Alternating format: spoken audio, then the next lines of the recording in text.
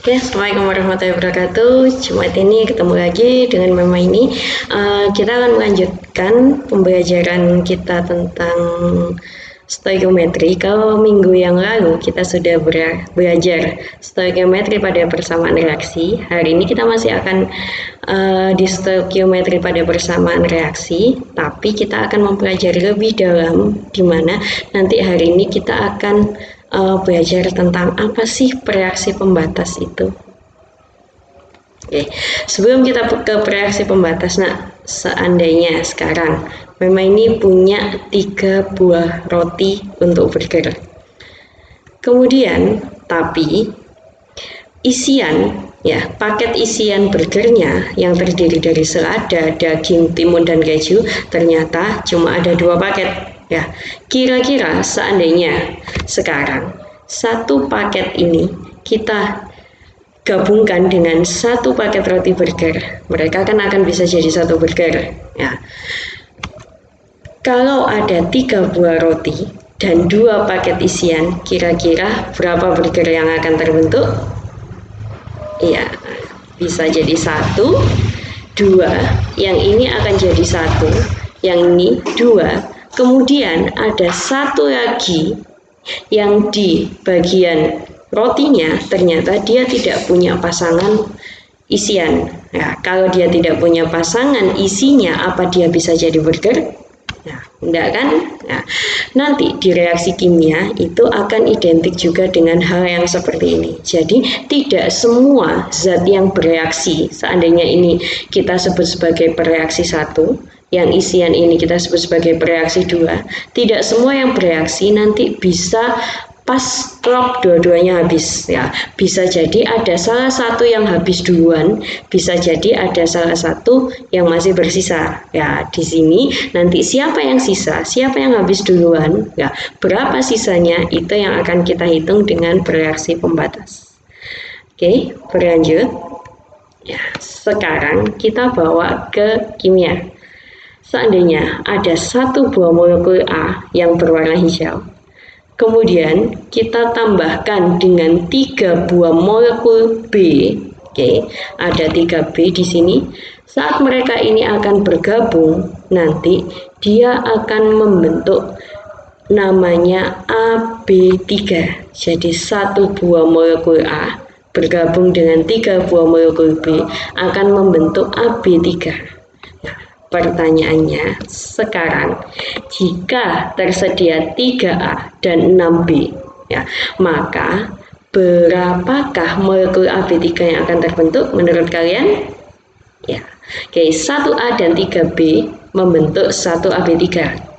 Masih cukup karena A-nya ada 3, B-nya ada 6. 1A dan 3B lagi akan membentuk AB3 lagi. Oke, B yang bereaksi sudah 6. A yang bereaksi masih 2, berarti kan B-nya habis, tapi masih ada 1 A lagi yang belum bereaksi.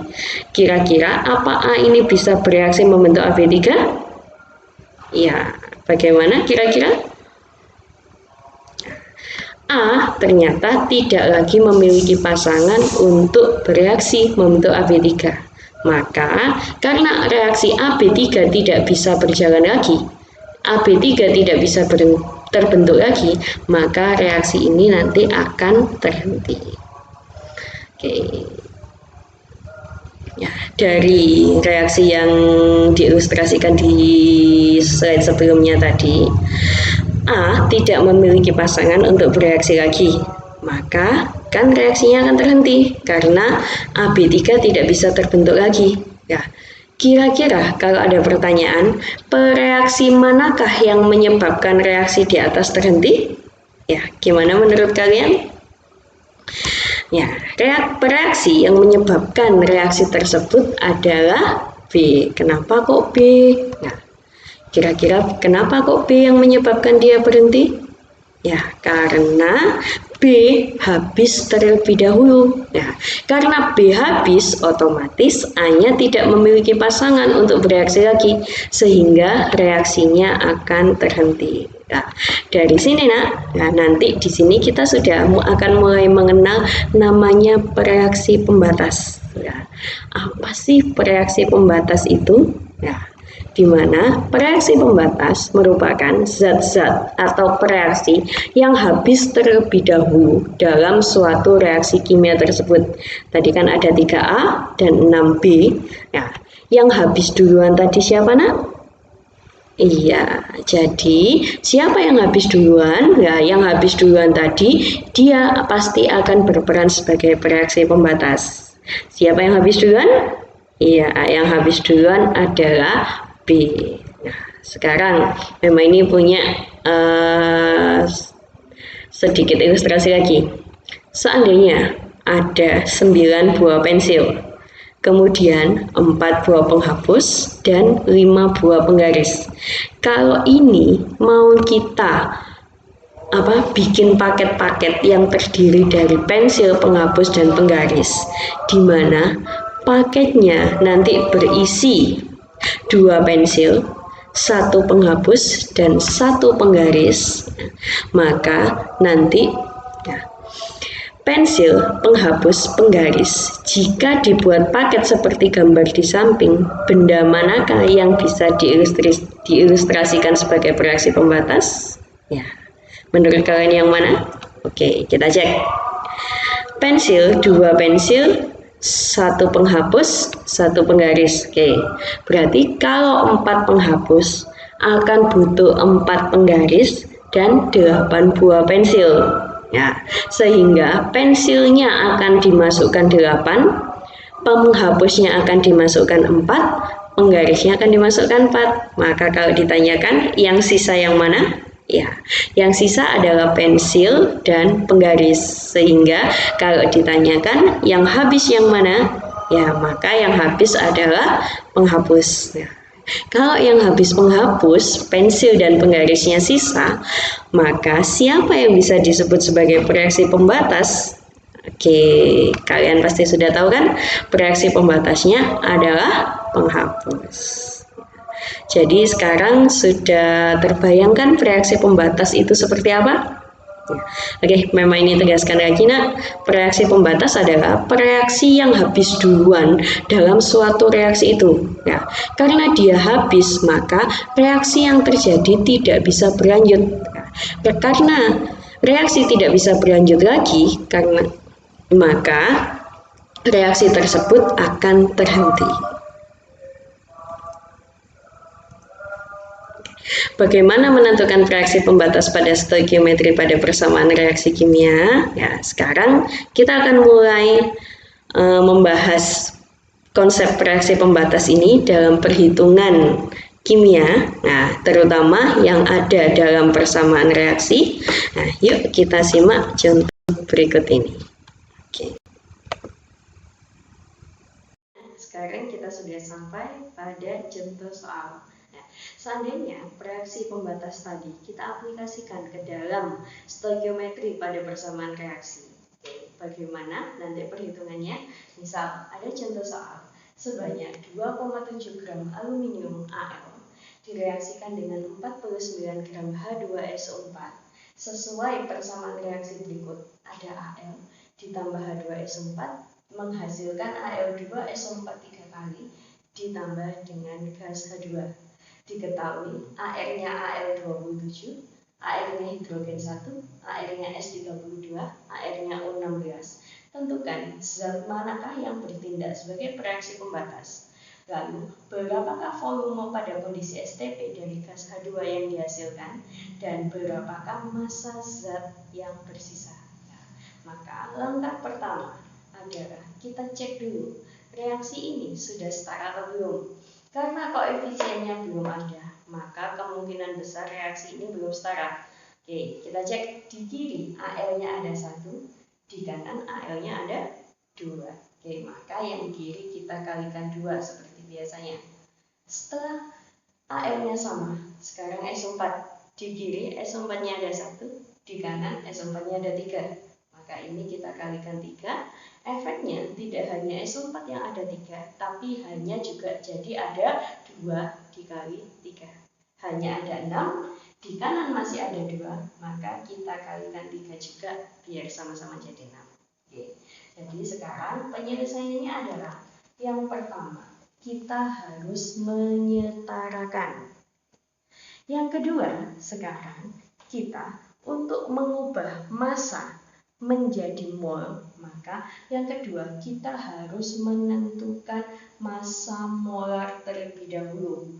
Massa molarnya siapa? Massa molarnya zat yang bereaksi. Oke. Yang pertama, yang bereaksi ada Al. Berarti Al massa molarnya sudah pasti Al sendirian, maka dia 27. Yang kedua, yang bereaksi ada H2SO4. Maka ini kita hitung. H itu 1, berarti 1 kita kalikan 2 ditambah S. S itu nilainya 32. Berarti di sini 32 ditambah O nilainya 16. Karena O-nya ada 4, berarti 16-nya kita kalikan 4. 1 kali 2, 2 ditambah 32 ditambah 16 kali 4, 64. Maka kalau di total 64 tambah 32 tambah 2 adalah 98.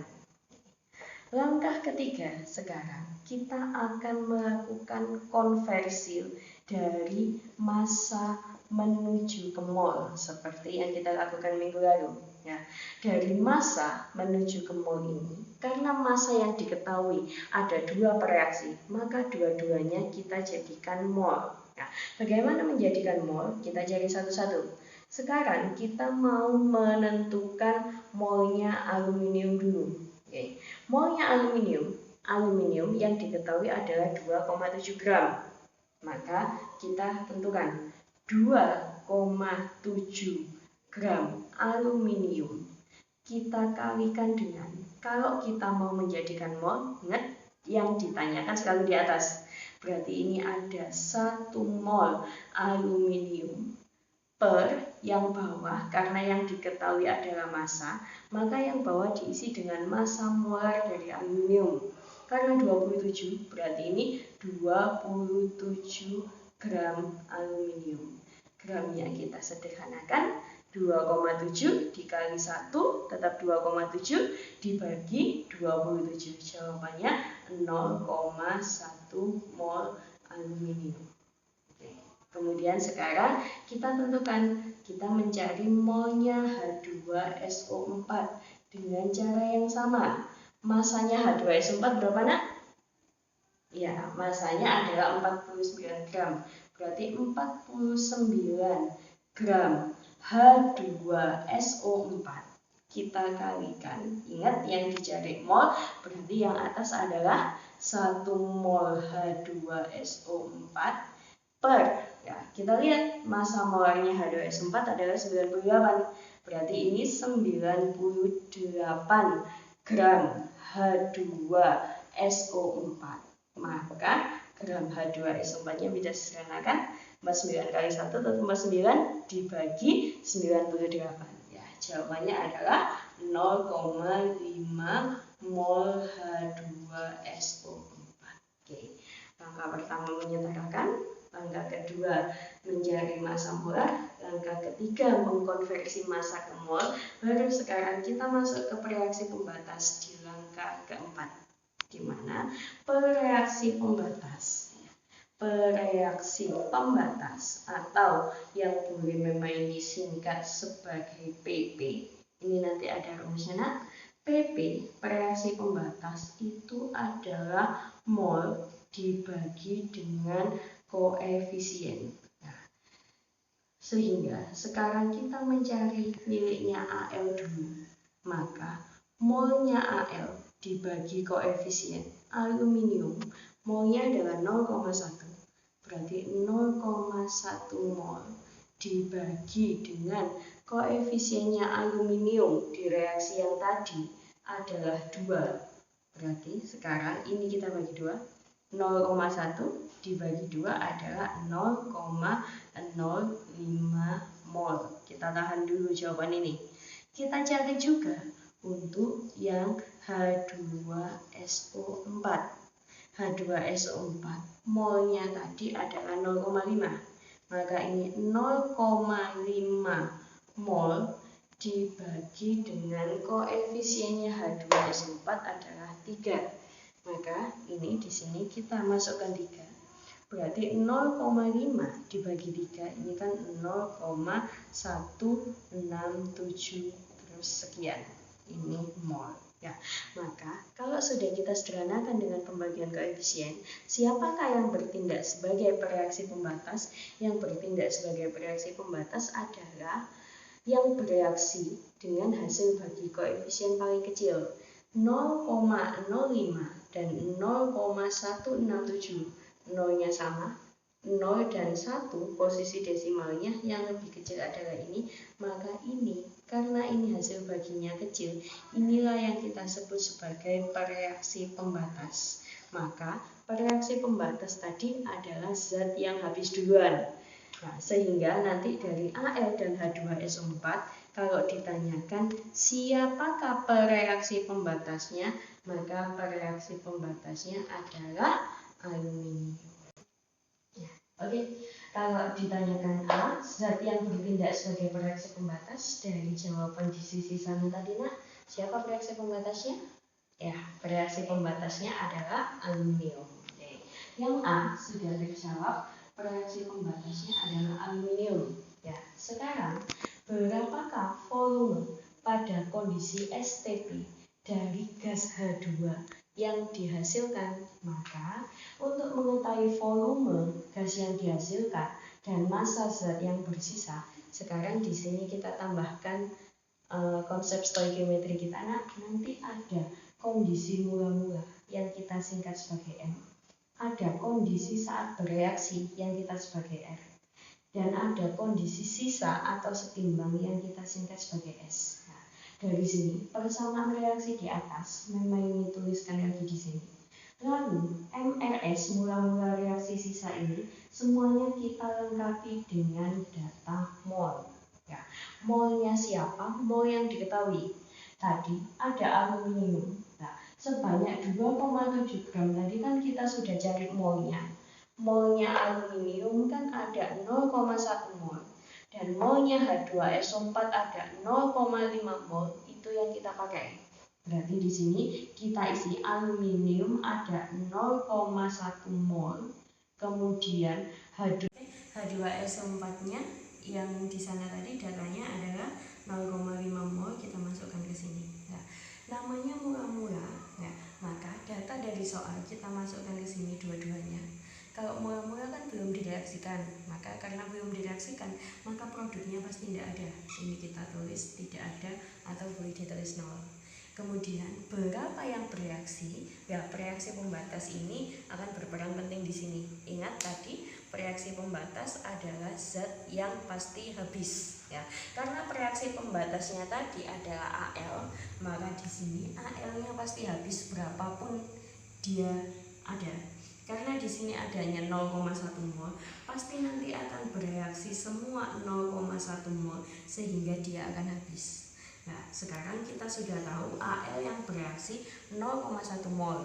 Kalau ini nanti 10, maka pasti bereaksi semua 10. Kalau 20, pasti akan bereaksi semua juga 20. Nah, karena kita sudah tahu yang bereaksi Al 0,1 mol, ya, maka berapa H2SO4, Al2SO3, dan H2 yang bereaksi, maka kita bisa memindah data 0,1 mol milik reaksinya Al menjadi data miliknya H2SO4, menjadi data miliknya Al2SO4 3 kali, dan miliknya H2 dengan cara konversi mol ke mol. Nah, di sini kita coba yang ini dulu. Ingat kemarin konversi mol ke mol adalah koefisien yang ditanyakan per koefisien yang diketahui. Karena yang ditanyakan adalah sebelah sini, koefisien H2SO4-nya adalah 3. Berarti di sini 3 mol H2SO4 per yang diketahui 0,1 ini adalah Al, maka koefisiennya Al adalah 2.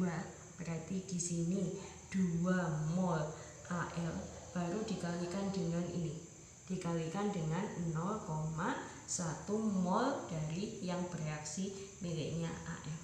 Oke, mol Al-nya kita sederhanakan, 3 dibagi 2 1,5 dikali 0,1 berarti 0,150 mol H2SO4. Oke, H2SO4-nya 0,15 mol, kita masukkan ke sini 0,15 mol.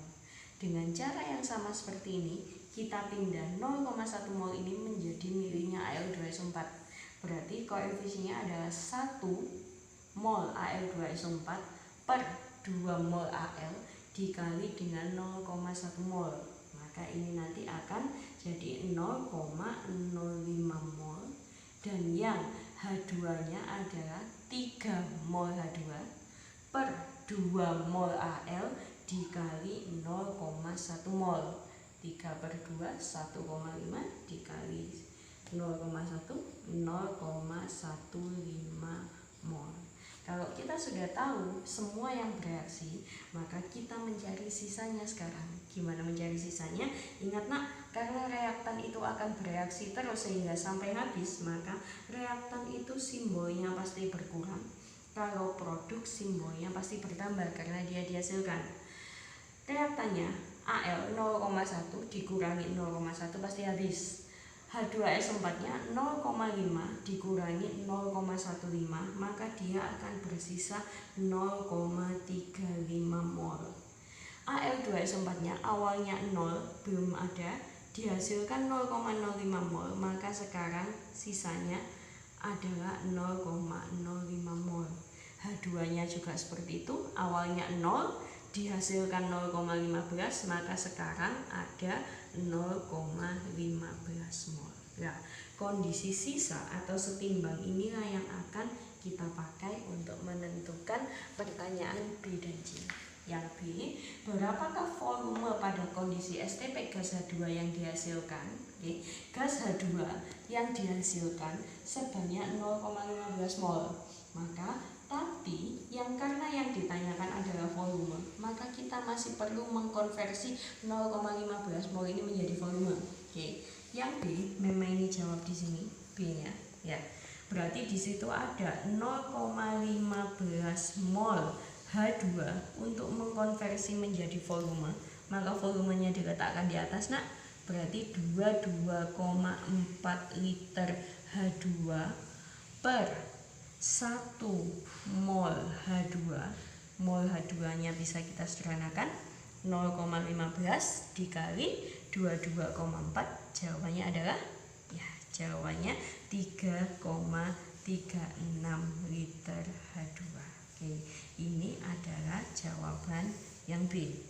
Kemudian jawaban yang C yang diminta adalah berapa massa zat yang bersisa. Kalian lihat reaktannya, ada Al sama ada H2SO4. Al-nya habis, yang bersisa adalah H2SO4 sebanyak 0,35 mol. Nah, maka ternyata yang bersisa adalah 0,35 mol H2SO4. Tapi ternyata yang ditanyakan bukan mol, yang ditanyakan adalah massa. Maka ini masih kita lakukan konversi mol ke massa. Masanya, massa molar H2SO4 tadi sudah kita hitung adalah 98 gram H2SO4 per 1 mol H2SO4. Oke, mol H2SO4 nya bisa sederhanakan 0,35 dikalikan 98, hasilnya berapa nak?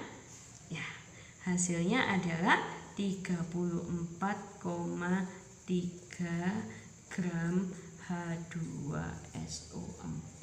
Jadi ternyata yang direaksikan tadi awalnya adalah 2,7 gram aluminium dan 49 gram H2SO4. Ternyata aluminiumnya habis bereaksi semua, tapi 49 gram H2SO4 ternyata tidak bereaksi semua, tapi ternyata masih bersisa sebanyak 34,3 gram H2SO4. Ya. Oke nak, itu satu contoh yang kita bahas hari ini. Mungkin terasa agak panjang ya, tapi memang inilah puncak dari stoikiometri yang kita pelajari di bab ini ya. Mungkin agak sedikit awalnya membingungkan, tapi dengan kalian berlatih nanti semua ini akan menjadi mudah ya. pembelajaran kimia dari Memai untuk hari ini. Ya, tetap berlatih, tetap belajar dengan semangat, tetap sehat selalu. Memainya akhiri. Assalamualaikum.